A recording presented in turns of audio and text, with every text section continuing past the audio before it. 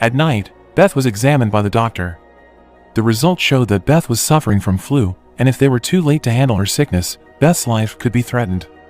The doctor also explained that this disease is easily transmitted to people who had never had the flu, so for a while, Beth must be quarantined.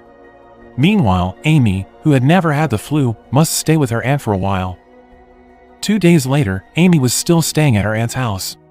When she was painting, her aunt looked at her and found her gracious nature.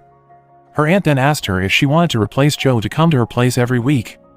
Her aunt thought that compared to Joe, whose nature was tomboyish, Amy was more elegant and is perfect to be a noblewoman and become her successor. If Amy agreed to be a good girl, her aunt will guarantee her future.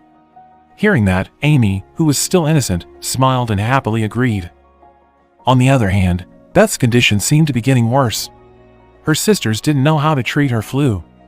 They then decided to call their mother to go home to take care of their sister. Hours later, Marmee came. With her tenderness, she managed to take control. It was late that night, but Marmee was still taking care of Beth.